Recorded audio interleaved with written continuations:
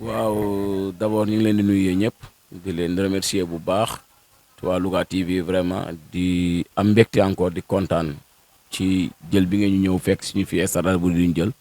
vraiment ça montre que ni partenariat bi nga xam ne Louga TV doon na ko wax ak la zone B vraiment mi ngi koy respecté et ci loolu comme ni nga ko waxee rek bon actuellement nii ñi ngi jeexal nañ suñuy phase de poule léegi ñu war a entamer nag suñu coupe zonale bi. ci coupe zonale bi bon ci phase de poule bi avant ñu koy tirer comme ni ma koy faral di waxee dañoo waxoon ni comme la zone B bi yoon dafay jouer 3 matchs kese lay jouer 3 matchs dafay xaw a gàtt tuuti pour mu gën a am enjeu gën a neex aussi ci zone bi gën a neex ci ASC yi vraiment organisation bi jaar yoon et tout ça équipe yi aussi mën ci gis seen bopp vraiment mën a football aussi vraiment ay match yu neex ci loolu danoo waxoon ni 2 premiers wu chaque poule dañuy génn suñu génnee. Après ñu def demi-finale croisée cela veut dire premier poule A ak deuxième poule B ak premier wu poule B deuxième poule A ñooñu ñooy football demi-finale croisée loolu moom dañ ko réglé woon bien avant ñuy tirer poule yi biñ ko réglé ba valider ko en comité directeur ci lañ doog a tirer poule yi pour que vraiment demi-finale yooyu mun a am ci loolu moo indi poule A bi premier bi nekkoon Santos deuxième bi nekk Marbat poule B bi. premier bi nekk dëkkandoo deuxième bi nekk penc ci loolu ci la croisé bi ñëwee mu nekk Marbat premier deuxième war a daje ak premier wu poule B muy dëkkandoo lundi bi ñu am Santos ak ñaari tali première heure cadet deuxième heure cadet ñu waroon a am Mamel waroon a ñëw jouer cadet mais ak penc mais comme Mamel actuellement dañ ko disqualifié moom. Mamel mënul ñëw moo tax match boobu am benn match cadet ak benn match senior bi nga xam ni deuxième heure bi mooy Marbat ak dëkkandoo ñaari demi-finale yooyu leen am dimanche ak lundi. waaw mais xam nga la zone B moom organisation yàlla dimbali nañu vraiment ñu am lu mel na président commission d'organisation ñoom Galaay ñu am ñoom Modou Gueye président commission sportive ñoom Mass Lay sécurité ñoom Assane Diagne am vraiment ku mel le président Ale ku mel na Mbaye Niang ñoom moom xam nga. bon vraiment yàgg nañ ci organisation bi xarañ nañ ci xarañ goo xam ni et la preuve Marbat penc Santos bi penc dëkkandoo bii passé wane na ni vraiment la zone B xarañ na ci organisation parce que dañoo ñëw après jamono jëwrin et fay yi amoon jamono jëwrin bi ñu ñëwee ñun corrigé nañ ko ci penc dëkkandoo bi et ku organiser penc dëkkandoo boobu foog naa ni match yi di ñëw waru laa mën a jaaxal pour nga organiser en tout cas main courante bi gis nañ liggéey bi nga xam ne defoon nañ ko ci commission yooyu mu amoon benn réussite xëy na amoon na ay tuuti faay yoo xam ne peut-être bii di ñëwaat incha allah daan ko mën a rectifier ba faay yooyu du ci am en tout cas ñuy wax ñëpp ni leen comme ni ma koy faral di waxee que Marbat muy dëkkandoo muy penc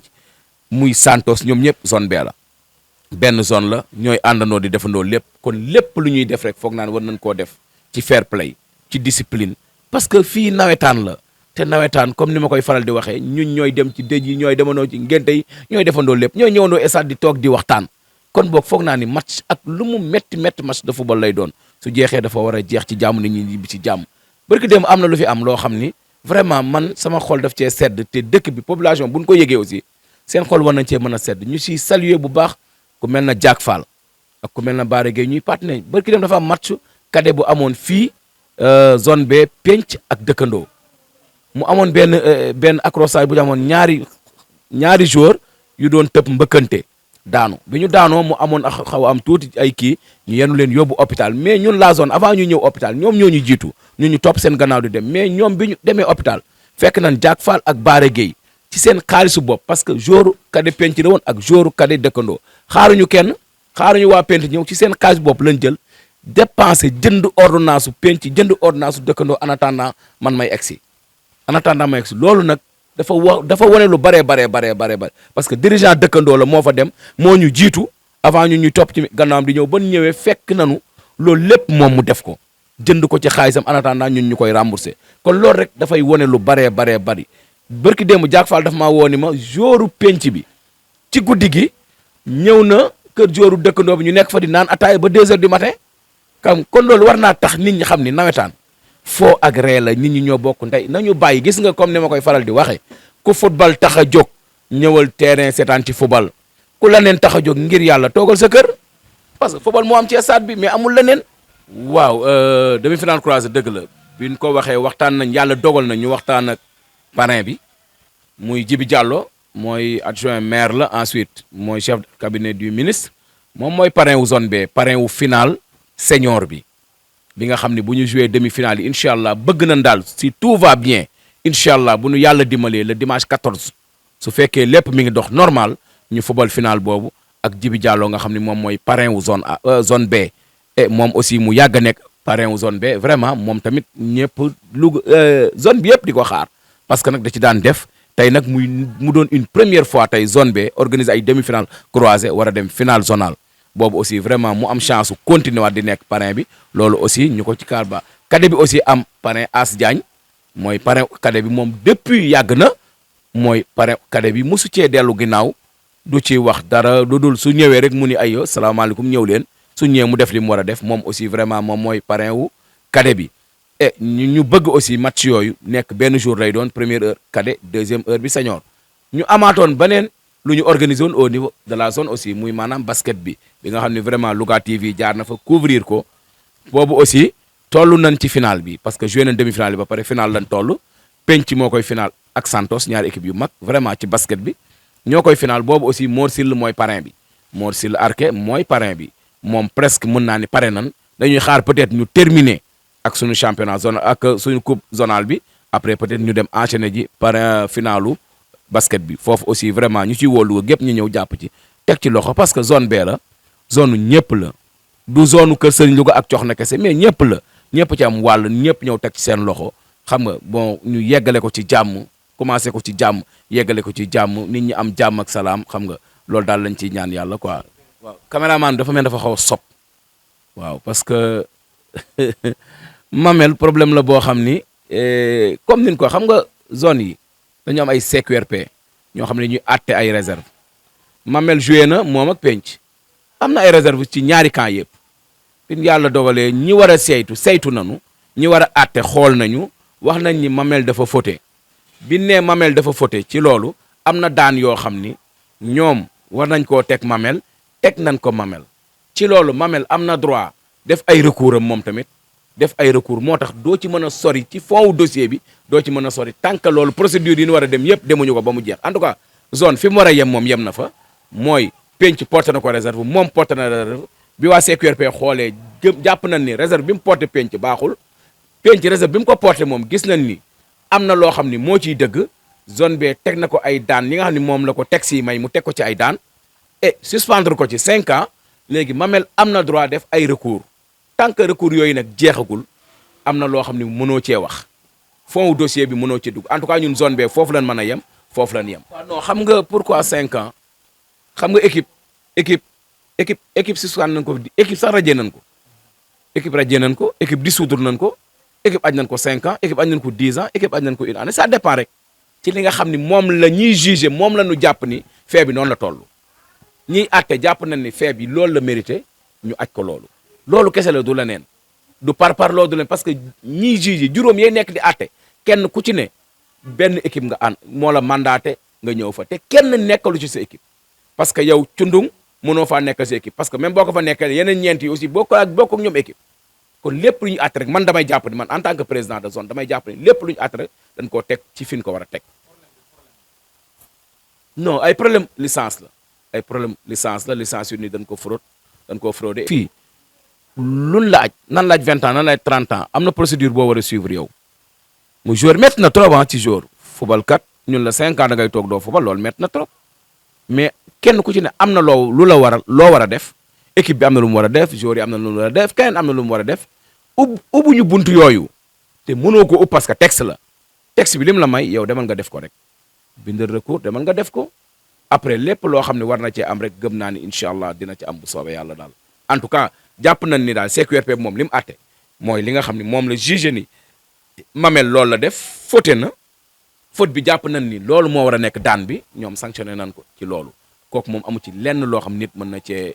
expliquer leneen lu dul loolu daal.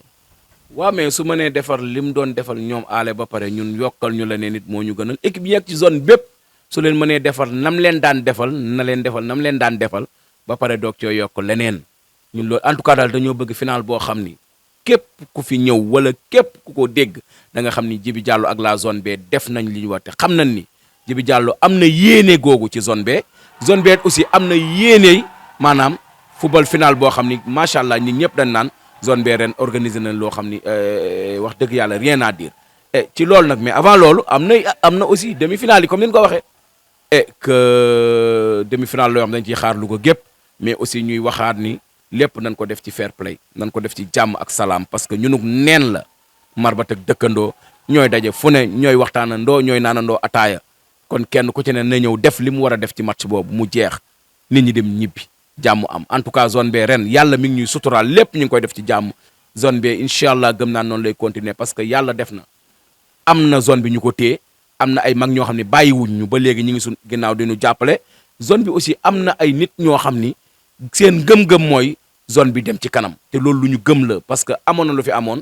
bi ñuy commencé peut-être élection lan demoon mais ba mu jeexee boobu ba léegi kenn ku ci ne yaa ngi am yéene jàpp ci zone pour zone bi baax kon nag am nañ yaakaar ni incha allahu rabbi yàlla di leen dimbalil ba loolu sotti alhamdulilah di sant yàlla bu baax parce que innovation la woon bu la zone bee defoon muy foire du livre bu ñu organisé woon CEDEPS mu doon samedi ba le passé bi ñu koy def c'était pour permettre élèves yi ñu ñëw échanger entre ñoom ay livres élèves livre bi nga passé nga ñëw échanger et tout ça boobu aussi parrain bi El Hadj Modou Gaye la woon Gaye Modou mu bokk zone B ak Ismaïla Mbengue Fall nga xam ne aussi moom vraiment jege nañu bu baax man jege na aussi la zone B ñu jàpp ci maanaam foire du livre boobu mu amoon benn comité de pilotage ku mel na Baye Mor Kébé Mohamed Sow moo ñoom Adama Ka ñoom Mor Sow et tout ça ñoom Modou Gaye ñu jàpp ci foire boobu vraiment ku mel na Pa Dieye aussi ak waa FESFOP jàppale ñu jaaw vraiment ñoo ñëpp ñu jàppale ñu ci foire bi mu réussir waa autorités yi Louga gépp teew IEF autorité yëpp IEF IA waa mairie bi teew waa conseil départemental tout le monde en tout cas ñëpp ñëw nañ teg ci loxo écrivains yi nekk au niveau de Louga aussi ñoom Omar Sow ak ñoo ñëpp ñu ñëw teew jàpp ci ñoom ñëpp jàpp ci mu doon loo xam ni daf ñoo romb sax ñun liñ ci doon xalaat parce que dañu ñëwoon échange livre yàlla dimbali ñu amoon ay livre nit ñi jàppale ñu ci ay livre ba jour boobu élèves ya fa ñëwoon échange ba mujj la am dañ leen a may livre ya parce que dañoo ñëw garder seen livre ba pare ñu teg livre yooyu foofu yëpp élèves yi ñëw ñu xoolal leen kenn ku ne classe bi nga nekk classe bi nga xam ne fa nga jëm livre ya fa nekkoon ñu yëkkati jox la ko noonu ensuite mu tombé aussi vraiment ñu ni woon dañuy récompenser meilleurs élèves écoles yi nga xam ne dañoo nekkoon au niveau de la zone B ñi nga xam ne ñooy meilleurs élèves CFA ak meilleurs élèves BFM yàlla defoon na amoon nañ ci 11 élèves bu ci ne zone B am na lu mu def ak yow fourniture école fourniture ak ay sac vraiment ñu yëkkati ko teg ko seen loxo mu ne nag première édition nit ñi rafetlu ko lool nag vraiment rafetlu ko trop IEF yaa bis mu nekk ñu koy waxtaane mu doon lu am solo ñu ñaan yàlla aussi di ko continuer at mu jot ñu koy continuer mu dem et gëm nañ ni incha allah yàlla mën nañu dimbali ba ñu réussiraat ko année yii di ñëw incha allah rabbi waaw lu am solo nga wax lu am solo la loolu xaw na ma échappé tuuti sax lu am solo la parce que dafa am benn élève boo xam ne président Alé Diaw mi nga xam ne moom laa remplacé moom moo ko jàngal yoroon ko CE2 di ko jàngal ba CM2 élève ba ëpp ci ay points ci école ba muy loo xam dafa wane lu bari parce que nit ñëpp dañuy wax ni nawetaankat yi peut-être ay am nay xeer yu ñu leen di sànni tey bu ñu demee ba président zone ba élève bi ëppoon ay points ci CFA ci école boobu nekk élève am loolu fierté la loolu wane na ni kon ñoom ñëwuñu di nawetaan kese ñu ngi doon encadrer seeni gone ñu ngi leen doon jàngal aussi parce que moo waral loolu te du Alé Diaw aussi am na yeneen école yoo xam ne aussi boo xoolee meilleurs élèves yi ay nawetaankat ñoo ko yor kon loolu aussi ndam la ci Alé ndam la ci naw la aussi ci nawetaankat yi loolu mooy wane ni rek vraiment li nit ñi ñu bëri dañ dul comprendre rek incompréhension mooy am des fois nawetaankat gars yi sànni ko xeer gars yi des fois ñu saaga la des fois gars yi wax la loo am duñu comprendre mais ñu jàpp ni nawetaankat moom ak ñooñu ñoo yem rek moom ak ñëpp a yem ñun ay liggéeykat lañ di daan suñu doole yor suñuy jabar yor suñuy doom yor aussi maanaam di leen teral xam nga nawetaan bi peut-être dañuy encadrer rek di gërëmaat Louga TV di gërëm Xaadim vraiment di ko sant parce que daf ñuy fekk si fu ne vraiment di ci jàpp di ci dugal loxoom bu baax a baax a baax parce que lii mooy lii la affaire bi lii la nit ñi di xam di dégg ñuy xam ni lii mooy réalité bi te moom vraiment day topp information yi ba mu